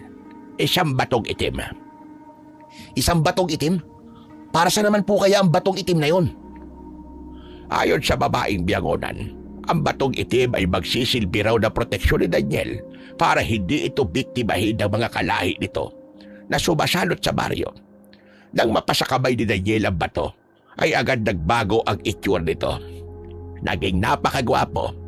Ibinunyag ng babaeng biyangonan na takot daw ang mga kalahi nito sa mga babae at lalaking may maganda o gwapong buka. Kaya pala sinabi niya minsan sa amin ni Efraim na ipapahamak daw kami ng itsura namin sa baryong to. Ibig sabihin po ba, ang mas gustong biktimahin ng mga biyangonan ay ang mga pangit? Tama ka, iho. Kapag gwapo o maganda, ay takot silang kantihin. Di kung ganun po mauubos po mga tao rito sa Cuyambay dahil karamihan po dito mga pangit Kakaunti lang ang mga gwapo at magaganda. Kaya rin dito sila nambibiktima. Mas target nila ang mga dumagat na naninirahan dito. Hindi rin naman po kami mga dumagat ni Efraim. Pero mga pangit pa rin tayo, insan. Ay, hindi na pala, ako na lang pala kasi gwapo ka na ngayon Grabe, dapat pala ako rin. Kailangan ko rin maging gwapo. Aling Ruth, wala ba kayong ritual o orasyon dyan na pwedeng magpagwapo sa akin? Baka meron po. Pakiusap, gawin nyo rin akong gwapo. Kahit si gwapo man lang ni Vic Soto. Aba, kahit si gwapo ka pa ni Fernando Po Jr. Kaso wala akong ganong ritual o orasyon. Swerte lang talaga itong pinsan mo na ginawa siya gwapo ng napulot niyang makapangyarihang itak na mananabas. Siguro para maging gwapo ka rin o mas gwapo ka pa kay J-Ben. Baka kawit di ka matayan ang kailangan mong mapulot at hindi lang itak. Huwag na lang po. Ayoko po maging gwapo nga pero multo na lang. Kayo naman nagsuggest pa kayo kung gano'n naman pala. Aling Ruth, yun lang po ba ang mga nalaman niyo tungkol kay Daniel? Meron pa. Maliban sa ginawang gwapo ng batong itim si Daniel, pwede rin daw itong humiling sa batong itim at tutuparin yun ng bato. Ang kakayahan nito na humiling ang kailangan natin paghandaan. Mukhang doon tayo mahihirapan at posible ring umanib si Daniel sa mga biyangonan. Nakatitiyak akong gagamitin din talaga siya ni Wapongor. Ano? Wapongor? May ganun palang pangalan? Sino yun? Siya ang mabagsik na pinuno ng mga biyangonan. Ngayon ko lang siya natukoy dahil mismong ang babaeng biyangonan na nagkagusto kay Daniel ay anak ni Wapongor. Si Andrina. Pero hindi alam ni Wapongor na si Daniel ang dahilan kung bakit namatay ang anak nito. Aha! Baka pwede po nating maging alas ang bagay na yan laban kay Daniel kung sakali. Tama ka, Efraim. Pero hindi lang yun ang kailangan natin paghandaan ngayon. Kailangan din nating malaman ang mga kahinaan ni Wapongor. Aling Ruth, paano naman po natin malalaman yun? Yang makapangyarihang itakbo ang kailangan natin, J-Ben. Kapag harap-harapan ka ng napalaban kay Wapongor, kusang hahanapin niyang itakbo ang kahinaan nito. Paano ko po pala malalaman kung ang kaharap ko po ay si Wapongor na? Pare-pareho po ba ang itsura ng mga biyangonan? Hindi, J-Ben. Ang pinuno nilang si Wapongor, ang pinakamalaki at maskulado ang pangangatawan. Siya rin ang pinakamaitim at sobrang tingkad na nagbabagang pula ang kanyang mga mata. Meron din siyang buntot at mga sungay na para bang sa demonyo. Aling Ruth, sabi niyo takot ang mga biyangonan sa mga gwapo at maganda. Ibig po bang sabihin matatakot din sa akin si Wapongor? Yun ang hindi ko alam, iyo. Basta ang alam ko, naiiba kaysa sa karaniwang biyangonan ng pinuno. Sigurado ring may kakaiba siyang mga abilidad. Hindi basta-basta ang pinuno ng mga aswang. Walang ano-ano. Pagkatapos magsalita ni Aling Ruth, ay nakarinig kami ng malakas na sigaw mula sa labas. Yun ay boses ni Daniel. Jayman! Efraim! Lumabas kayo dyan! Alam kong nariyan kayo sa loob ng bahay ni Aling Ruth. Lumabas kayo rito at tumulong kayo laban sa mga sigbin at mga biyangonan. Ngayon yung patunayan na sinasabi yung prinsipyo. Ipagtanggol nyo mga kababaryo ko! Ala, paano yan, Insan? Lalabas ba tayo? Alam mo na bang gamitin yung mahiwaga mong itak? Pakiramdaman mo lang yung itak mo, Jayben. Naorasyonan ko na yan. Uudyukan ka rin yan kung paano mo gagamitin. Saka tandaan mo, takot sa kagwapuhan mo ang mga biyangonan. Mag-iingat ka nga lang kung sakaling makaharap mo din si Wapongor. Ako po, saka kayo rin. Lalabas din po ba tayo, Aling Ruth? Oo, iho. Sandali at kukuhanin ko mga sandata natin at pangontra. Kukuha rin ako ng bulak na ibinabad sa pangontrang langis at pinatuyo. Pampasak natin sa mga tenga natin para hindi tumalab sa atin ang epekto ng matinis na pag-ungol ng mga biyangonan. Kukuha rin ako ng mga sulok. Tandaan nyo, takot din sila sa apoy o liwanag. Pati ang mga sigbin. Ingatan ninyong malapitan ng mga sigbin ang anino ninyo. Mga latigong gawa sa tangkay ng makabuhay ang inilabas ni Aling Ruth. Tig-isa sila ni Efraim. Pagkatapos ay binigyan niya kami ni Efraim ng bulak na pampasak daw sa tenga. Tig-isa rin kami ng sulo na sinindihan ni Aling Ruth. Huwag niyong gaanong ipasok ang bulak sa mga tenga niyo para magkarinigan pa rin tayo. Sapat nang naibabad ang mga bulak sa pangontrang langis. Hindi na gaanong tatagos ang ungod nila sa tenga natin. May tataboy kumbaga ang epekto. Saka, huwag din tayo maghihiwa-hiwalay. Talikuran lang tayo. Tulungan. Nang makita naman kami ni Daniel, lalo na ako, ay gulat na gulat ito. Pero sandali lang ang pagkagulat nito. Agad ding napalitan ng matinding galit. Kitang-kita ko ang mariing pagtikom ng mga kamao nito at pagkislot ng mga litid nito sa panga. Anak ng buwisit! Paano naging ganyan kakagwapo, Jayman? Hindi.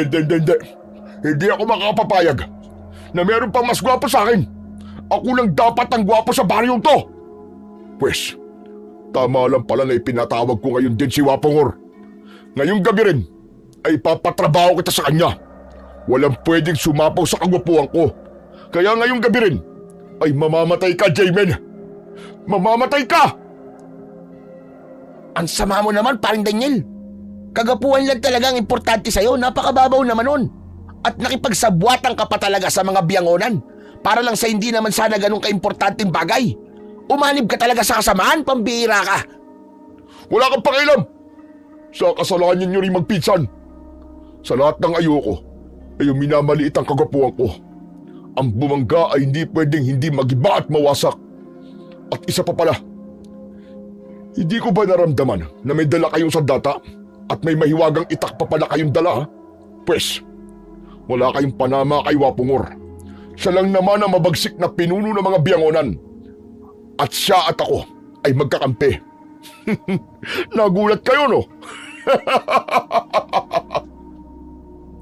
At pinalabas na nga ni Daniel si Wapongor. Wapongor! Sige!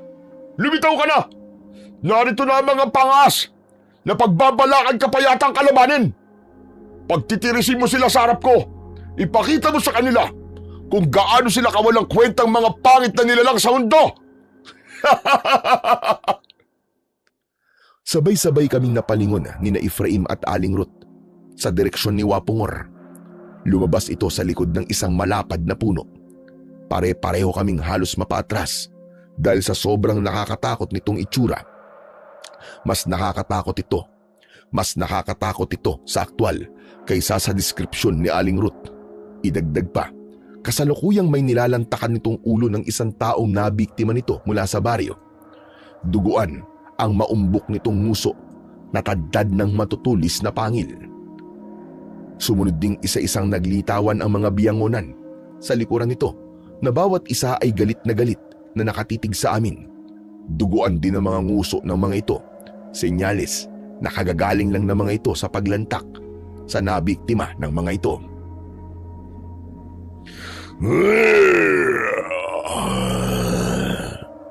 Kayo pala mga pangas na parito para kalabanin ako at ang mga kalahi ko.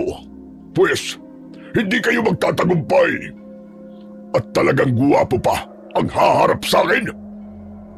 Kung inaakala ninyong matatakot ako, nagkakamali kayo. May abilidad akong hindi nyo nalalaman at ngayong gabi rin ay ipapalasap ko sa inyo. Pagsisisiyan ninyong naparito pa kayo. Ngayon ay humanda kayo, Jaymen at Efraim. Mabubura na ang mga itsura nyo sa mundo. Walang ano-ano ay may kakaibang isinenyas Walang ano-ano ay may kakaibang isinenyas sa hangin si Wapongor. Sumunod ay umugong ang atungal ng mga sigbin na isa-isang naglalabasan. Mga sigbin ang pinasugod ni Wapongor sa halip na mga biyangonan. Ang mga biyangonan naman ay isa-isang nagsipagtago sa paligid. Alerto kayo, Jaymen, Efraim. Malamang na mag-aabang lang ang nagsipagtago mga biyangonan. Hahanap ng tiyempo mga yon. Ang mga hawak ninyo sulo ay wag na wag niyong hahayaang mamatay. Mataan nyo rin ang mga anino ninyo. Hindi dapat malapitan ng anino ng mga sigbin. Talikuran tayo. Pero patuloy pa rin sa pagsenya si Wapongor sa ere. Kapag kwan ay napansin kong may manipis na itim na usok na lumalabas mula sa mga kamay nito at para bang may buhay na naglakbay sa hangin. Mabilis na sumibad ang mga ito patungo sa direksyong hindi ko na nasundan pa dahil sa sobrang bilis. Si Daniel naman ay napansin kong may inilabas mula sa bulsa nito. Makaraan ay itinapat nito sa bibig at parang may inuusal na kung ano. Palagay ko, yun na yung batong itim nito at sinisimulan na niyang humiling dito. Hindi ko alam kung paano pero parang naririnig ko sa isip ko ang bulong ni Daniel. Ganito ang narinig kong ibinulong niya. Mahiwagang batong itim ni Adrina. Pakinggan mo ngayon ang aking hiling. Papangitid mo si Jaymen para masugod ito ng mga biyangonan. Gawin mong sobrang pangit para manggigil sila sa kanya. Dapat siyang malapa ngayong gabi rin. Ngunit nang sandaling yun ay naramdaman ko naman ang panginginig ng hawak kong itak at ang pag-ilaw nito sa kakaibang paraan. Sumunod ay naramdaman ko naman na parang minamasahe ang mukha ko. Pakiramdam ko ay biglang naging sobrang gaan ang mukha ko. Kaya pala ay umiilaw mismo ang mukha ko hanggang sa napansin naman ito ni Efraim. Tla, ano nangyayari sa mukha mo, Jaymen? Lalo kapag gumagwapo, tapos umiilaw ang mukha mo. Noon ko naisip na kinontra ng itak ko ang kahilingan ni Daniel. Dahil dito ay narinig ko naman ang desperado niyang pag-ulit sa kanyang kahilingan. Anak, buwisit na yan. Batong itim na Adriana. Bakit hindi tumatalab ang aking hiling? Sabi kong papangitin mo ng malala si Jaymen. Bakit lalo pang pinagwapo? Ako lang ang dapat na pinakagwapo sa baryong ito. Wala nang iba. Papangitin mo siya. Papangitin mo. Kung di, ay dudurugin kitang hayop ka. Dito ko na malakas na sinagot si Daniel. Daniel! Walang talabang kahilingan mo laban sa akin. Ako na ngayon ang magiging pinakagwapo sa baryong ito. Huwag ka nang umasang papangit pa ako. O baka gusto mong ikaw ang ibalik ko sa dati mong kapangitan. Hayop ka, Jaymen. Huwag mong agawin ang trono ko. Ako lang ang karapat-dapat na tawagin pinakagwapo sa baryong ito. Wapongor, ano na? Panagutin mo na ang mga buwisit na yan! Napangisi lang si Wapongor. Makaraan ay biglang tumalim ang pagkakatitig sa aming tatlo ni Aling Ruth at Efraim. Umanda kayo ngayon. Tignan natin kung makukontra nyo ang pinagana ko. Walang ano-ano ay napansin kong biglang parang nawala sa sarili sina Aling Ruth at Efraim. Walang ano-ano ay napansin kong biglang parang nawala sa sarili sina Aling Ruth at Efraim. Nang makabawi naman ay nagtaka ko sa mga ikinilos nila. Ay! Ang gwapo naman ng lalaking yon. O Daniel, sayong-sayo ko. Ang kinin mo ko. Anakan mo ko. Huwag, Aling Ruth! Huwag kayong lalapit kay Daniel! Kalaban natin siya! He? Ano pinagsasasabi mo, pwisit ka? Hindi siya kalaban. Kakampi natin siya. Tingnan mo, pareho kayong gwapo. At para sa akin ay mas gwapo siya. Pakakasalan ko siya kahit saan simbahan. Ha? Ano ba nangyayari sa inyo, Aling Ruth? Narinig niyo ba mga sinasabi niyo? Tama si Aling Ruth, Damon. Mas gwapo nga si Daniel kaysa sa'yo. Saka ikaw, bakit ba ikaw lang ang gwapo sa ating dalawa, ha? Hindi ako makakapayag. Aling Ruth, tara na kay Daniel. Hindi itong si Damon ang dapat nating kampihan. Ipapahamak niya lang tayo eh. Doon tayo kay Daniel sapagkat may batong itim siya na mas makapangyarihan kaysa sa itak ni Damon. Huwag! Huwag kayo lalapit sa kanila, Aling Ruth, Efraim! Susunggaban kayo ng mga biyangonan at ng mga sigbin. Hindi tayo pwedeng mag-iwa-iwalay, di ba? Wala kami pakialam sa'yo, David. Diyan ka nang mag-isa mo. Ikaw ang lalapain ngayon ng mga biyangonan. Iaalay ka namin kay Wapogor. Wapogor, heto na ang mortal mong kalaban. Iniiwan na namin siya para sa'yo. Buti nga sa'yo. Suwapang ka kasi sa kagwapuhan eh. Sa nakikitang nangyayari kina Aling Ruth at Efraim ay natuwa naman si Daniel.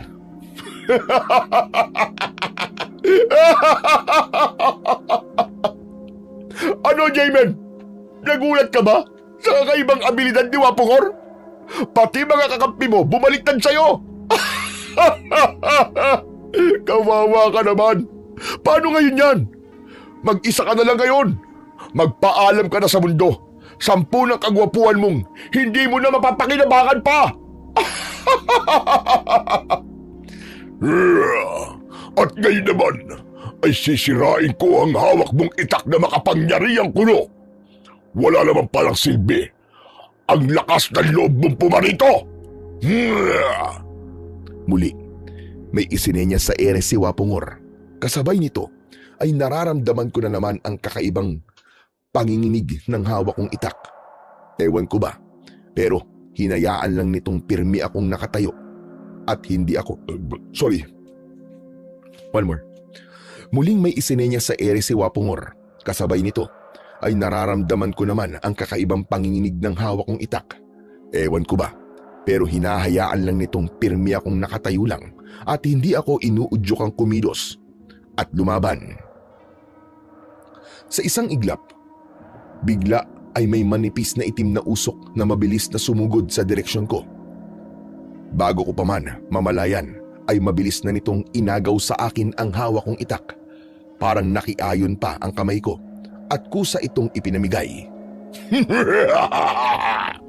Akin na ngayon na maiwagang itak. Peke lang naman pala ang isang to. Hindi man lang ako naapektuhan. Ganong kalakas ang kapangyarihan ko. Nye. Basura pala mga sandat at pangotra niyo. Wala rin kwenta mga plano niyo laban sa amin ni Wapongor. Ngayon, sama-sama na kayong mawawala sa mundo. Wapongor, palabasin mo na ang mga biyangonan at ipalapa mo na ang mga to. Agad-agad namang naglabasan ang atat na mga biyangonan, pati mga sigbin. Walang sabi-sabing dinaluhong ng mga ito sina Aling Ruth at Efraim. Wag! Magkakakampi niyo kami! Daniel! Tulong! Tulong! Hindi. Huwag niyo kaming labahin. Hindi kami kahaway. Akala niyo sa amin, tagasalo ng mga traidor. Marapat lang kayong mamatay. Sumunod ay ako naman ang binalingan ng iba pang mga biyangonan. Wala naman akong ibang ginawa kundi ang basta tumayo lang sa kinaroroonan ko. Hinintay ko mismong lapain nila ako.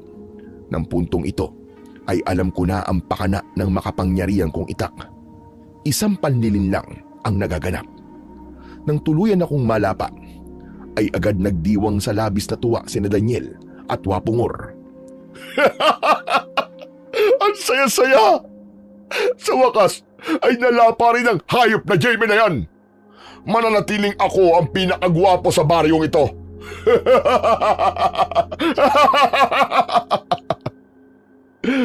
Salamat sa iyo, Wapungor. Isa kang maasaang kaibigan at kakampi. Wala yun, kaibigan Daniel. Ako rin ay nagpapasalamat sa iyo at isinumbong mo sila sa akin bago pa man maging huli ang lahat.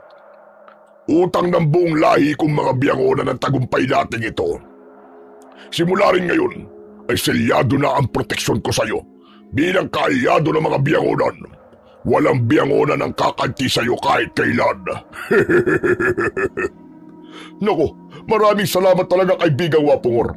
Hayaan mo, kapag may lumitaw ulit na katulad ng pangasa si Jamin, ay ako ang unang-unang magpapaalam sa iyo.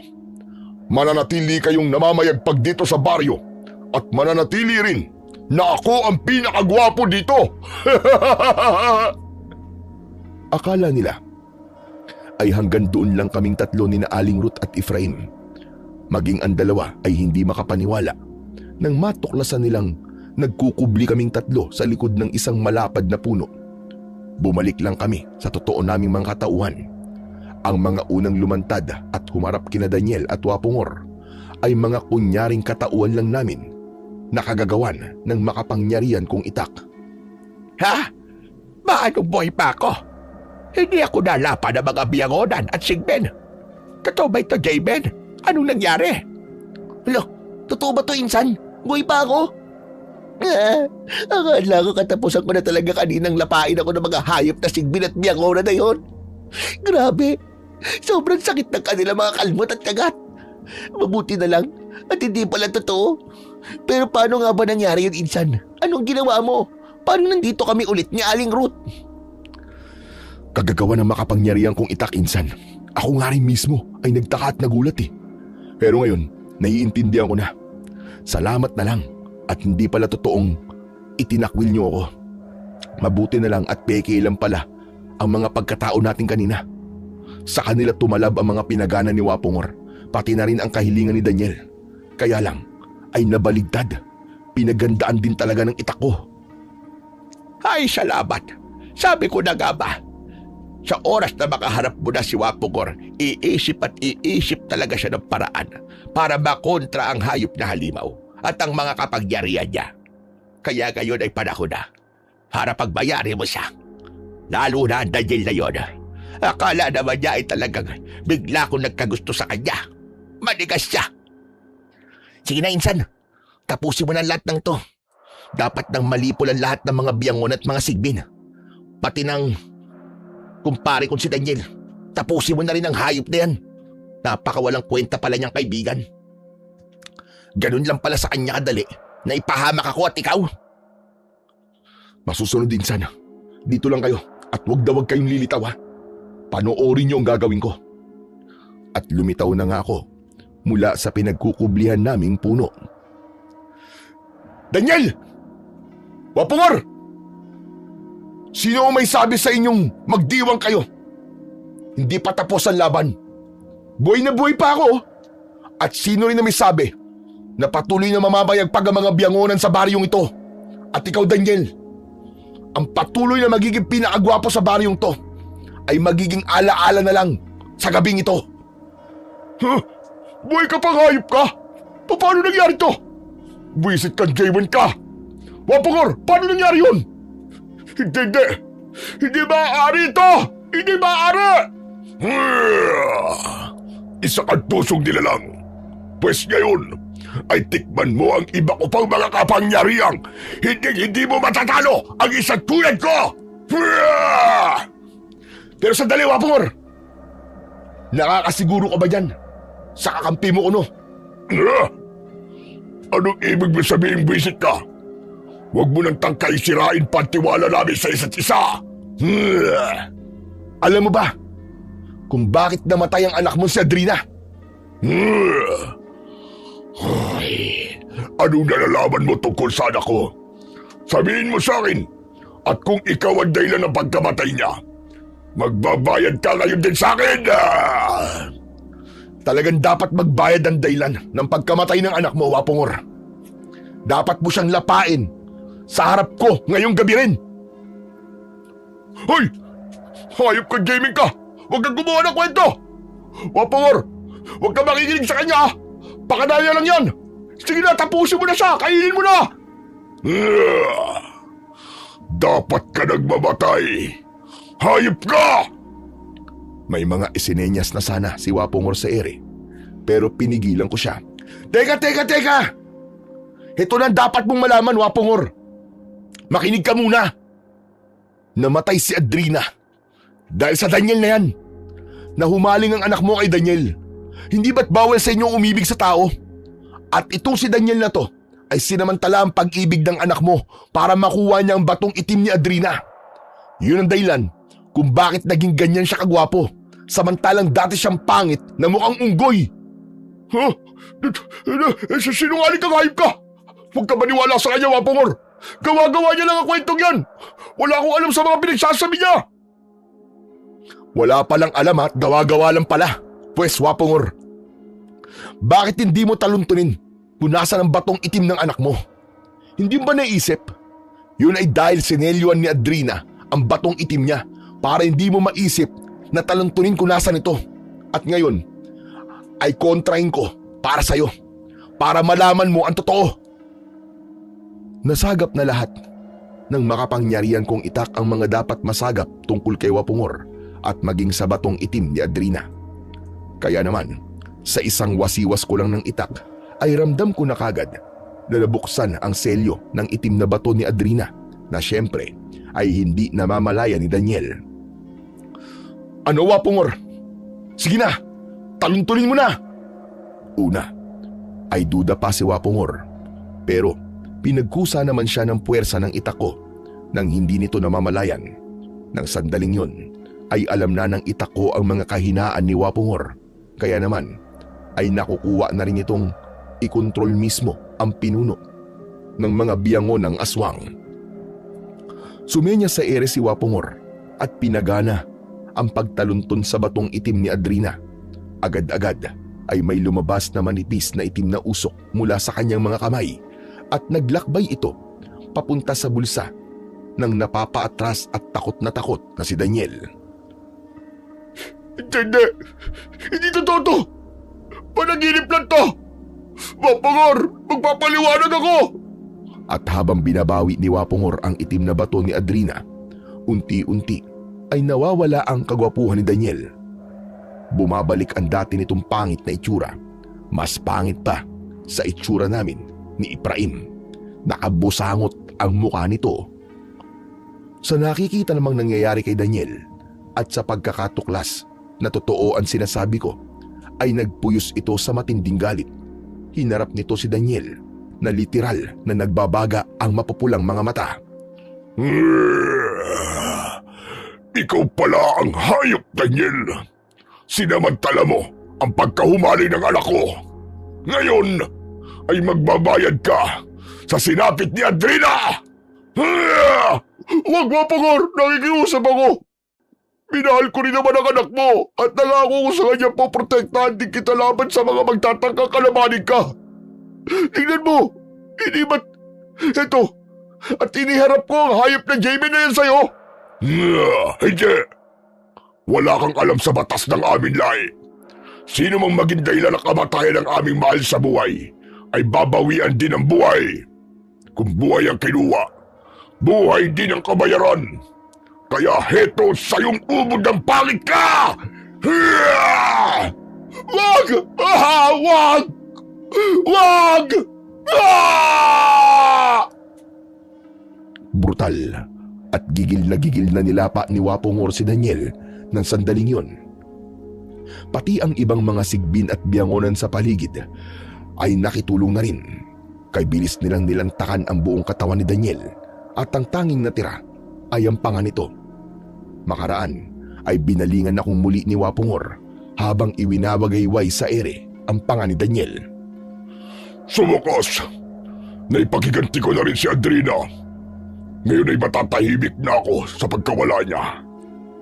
Ikaw naman, lalaking may makapangyarihang itak. Salamat sa pagbubunyag mo ng katotohanan. Ang inaakala ko palang kakampi ko, una pa lang ay iniputa na pala ako sa uno. Ngayon, bakit hindi ka makipagkasundo sa akin at maging kakampi kita? Poprotektahan kita laban sa mga kalahi ko. At ako naman ay poprotektahan mo laban sa mga magtatangkang kumalaban sa akin. At ano naman ang akala mo sa akin? Sinta ni Daniel? O nakikipagkasundo ka sa akin? Dahil alam mong kayang-kaya kitang talunin ngayon din. Mayabang ka! Nakikipagkasundo ako bilang pagtanaw ng utang na loob sa ginawa mong pagbubunyag sa katotohanan tungkol sa anak ko. Ako na ang pumipigil sa mga kapangyarihan ko para bigyan ka pa ng tsansang mabuhay sa mundo. Pero ganyang tinatanggihan mo, pues, walang dahilan para magpigil pa ako. Ngayon din ay mararanasan mo ang sinapit ni Daniel! Pero bago pa man makapagsenya si Wapongor sa ere at makapagpagana ng kapangyarihan nito, ay inunahan ko na siya. Inidyukan ako ng mahiwaga kong itak na iwas-iwas ito sa ere sa harap ni Wapongor na parabang may hindi nakikitang katawan na pinatatamaan ko. Habang ginagawa ko yun ay parang may mumunting mga kidlat na tumatakas mula sa itak na tumatama sa kung saan saang direksyon. Hindi!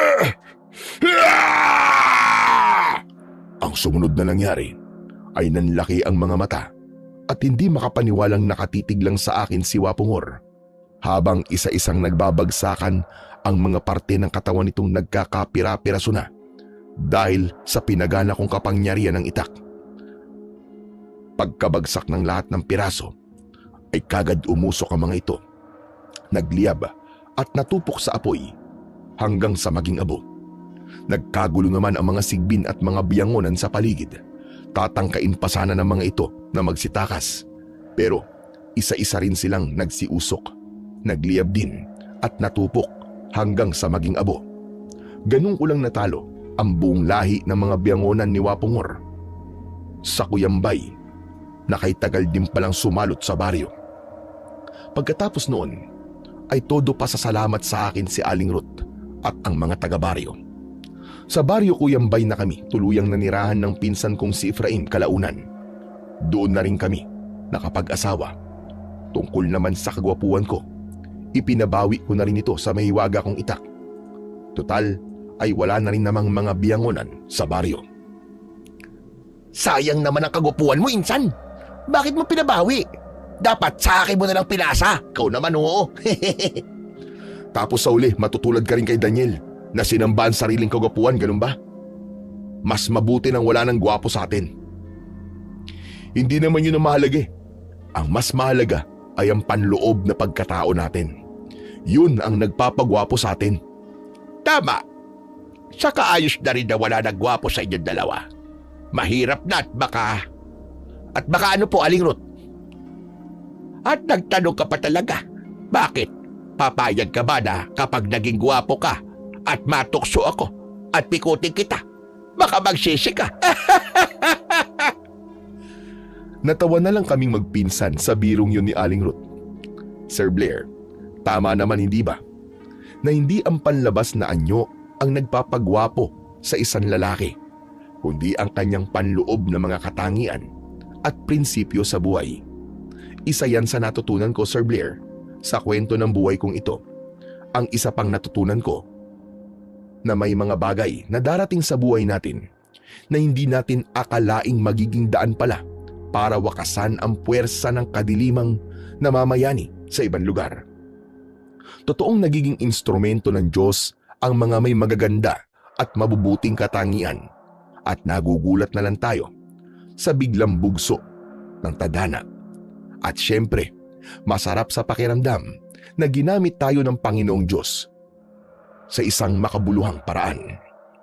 Sana ay nag-enjoy po ang inyong mga tagapakinig, Sir Blair, na at the same time ay may napulot din pong mga aral sa buhay. Maraming salamat din po sa pagkakataong makapagbahagi ng kwento. Muli, ako po si Jaymen at dito ko na tinatapos ang aking kwento. Maraming salamat po sa inyo mga idol sa walang sawa niyo pong pagsuporta at pakikinig sa aking mga kwento. Sana po ay mag-subscribe din po kayo at pindutin ang notification bell at i-share niyo na rin po at sabihin niyo po ang inyong mga comment. Nang sa ganun po ay magpatuloy pa po ang ating channel. Muli, maraming salamat po sa inyo. Hanggang sa muli, mga idol.